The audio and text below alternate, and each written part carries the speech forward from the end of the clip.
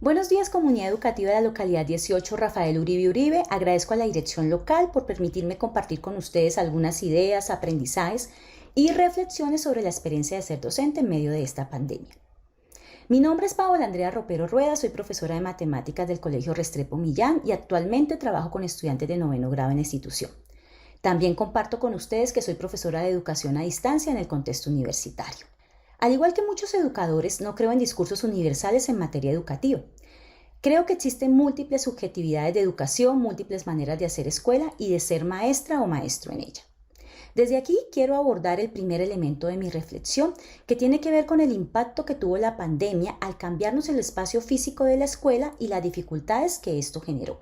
Tuvimos que convertir el espacio de la casa en nuestra nueva aula, y este primer impacto que tuvo en la pandemia no fue menor. Una de las consecuencias fue el cambio en los tiempos de trabajo. Inicialmente fue difícil distinguir en la práctica el espacio laboral del familiar, terminando el primero absorbiendo el espacio familiar de una manera tan natural que ni nos dimos cuenta al principio. Eso generó una sobrecarga en los docentes, ya que no solo se trataba de invertir más tiempo en la labor docente, sino que en algunos casos sentíamos una profunda frustración frente a la imposibilidad de apoyar a los estudiantes a pesar de que estábamos trabajando mucho más tiempo. Aquí quiero dejar claro que esa situación no se dio como consecuencia de una orden o directrices del colegio o las directivas. Esa situación surgió producto de que como educadores somos conscientes de las desigualdades sociales y económicas en nuestro país y que la pandemia desnudó por completo. De ahí que conocíamos de antemano las profundas dificultades que tienen las familias de nuestros estudiantes para acceder a un equipo con conectividad, sumándole que varios padres o estudiantes de los jóvenes se quedaron sin empleo. Todo este panorama hacía imposible mantener una comunicación constante con el 100% de nuestros jóvenes. Por tanto, hizo que muchos de nosotros, de manera espontánea, atendiéramos en horarios no establecidos laboralmente a nuestros estudiantes por medios como WhatsApp, correos electrónicos, encuentros por videoconferencias y otras plataformas que se encuentran en la red. También hizo que tuviéramos que crear contenido escrito y audiovisual de manera expedita para quienes definitivamente no podían conectarse o lo podían hacer de manera asincrónica, buscando con las uñas superar la dificultad de conexión que no estaba en nuestras manos, pero que algunos asumimos poniendo incluso de nuestra parte recursos económicos para comprar software, pantallas, mejorar conexiones de internet, de manera que convertimos alguna habitación de nuestra casa en un estudio improvisado y, entre comillas, llamarlo estudio de grabación para poder llegar a los jóvenes. En esta última parte que expreso, quiero dejar muy claro que no es obligación del maestro suplir en materia de recursos y conectividad. Es una responsabilidad que le corresponde al Estado y que por años ha hecho caso omiso de las exigencias que como maestros le hemos hecho. Lo nombro porque en algunos espacios mediáticos se ha querido insinuar la falta de actitud propositiva y compromiso de los maestros con los estudiantes, que más lejos de la realidad no puede estar. Afortunadamente, creo que en este momento del camino hemos logrado organizar mejor los tiempos, el espacio y la producción de material académico, de manera que vamos alcanzando un equilibrio por lo menos en el manejo logístico y académico de la situación. Después de abordar el impacto que tuvo la pandemia, quiero pasar a un segundo elemento que tiene que ver con las lecciones y retos que nos han dejado.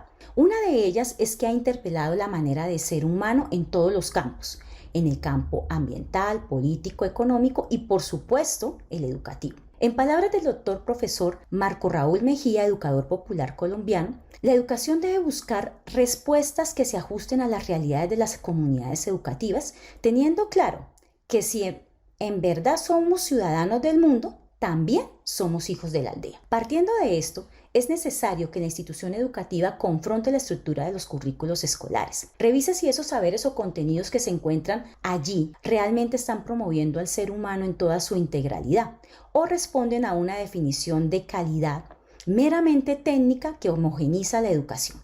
Esa pregunta no es nueva.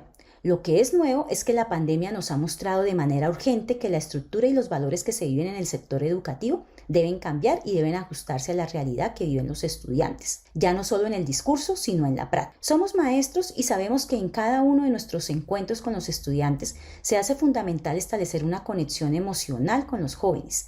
Hoy más que nunca se hace importante frente al aumento de la depresión, en los estudiantes y los casos de maltrato intrafamiliar que lamentablemente crecieron en este tiempo. Dejó más evidente que muchos de nuestros hogares no son un entorno seguro para los jóvenes. Esta lección lleva necesariamente al reto de seguir reformando la práctica docente en cada una de las asignaturas del currículo, ponderar valores como la solidaridad, la empatía, el manejo de problemas a la hora de tomar decisiones. Definitivamente, en este momento histórico que nos toca vivir, la pandemia no se va a ir en el corto plazo. Por lo tanto, otra lección es la necesidad de crear contenido educativo por parte del docente, ya que la realidad que vivimos en cada una de nuestras aulas, que ahora son virtuales, son muy particulares y a veces no encontramos material que se ajuste efectivamente a esa realidad. De ahí que el reto está en seguir creando redes de investigación y de formación entre nosotros para seguir aprendiendo en el uso y manejo de las TICs con un enfoque diferencial que permita realmente llegar a los estudiantes. Por último, creo firmemente que una de las lecciones que nos deja esta pandemia es que nada reemplaza el contacto presencial maestro-estudiante, sobre todo en niveles como en el que nosotros trabajamos. Primera infancia, educación básica y media. Aquí la posibilidad del encuentro físico es fundamental en la formación de los jóvenes. De ahí que es importante que las autoridades escuchen a todos los miembros de la comunidad educativa frente al regreso presencial a clases a través de la estrategia de alternancia. Este regreso debe hacerse con una profunda responsabilidad. Se deben invertir los recursos necesarios y el debate debe centrarse en las realidades epidemiológicas que vive en nuestro caso la ciudad y puntualmente nuestra localidad. El debate debe centrarse en proteger la vida de toda la comunidad y por tanto en las reformas que se deben hacer en las instituciones en materia de infraestructura para habilitar espacios adecuados de acuerdo a las recomendaciones hechas por la OMS. Reformas en la contratación de más personal que garantice una logística acorde con los protocolos exigidos. Reformas también en el currículo escolar, priorizar contenidos, competencias y habilidades. Todo ello es necesario para poder tomar decisiones que respondan a la realidad educativa. Y en eso quiero ser incisiva, porque para estar a la altura del momento no podemos permitir que se tomen decisiones bajo presiones que lo único que lograrían es crear desconfianza en toda la comunidad educativa. Ese es el reto final y quizás uno de los más complejos, crear esas condiciones que permitan mantener la confianza de las familias en la escuela. Con esto termino de compartir la presentación de mi experiencia como docente en este momento de pandemia. Gracias por este tiempo, por escuchar estas ideas o reflexiones sobre las dificultades, aprendizajes y retos en este momento coyuntural que nos tocó vivir.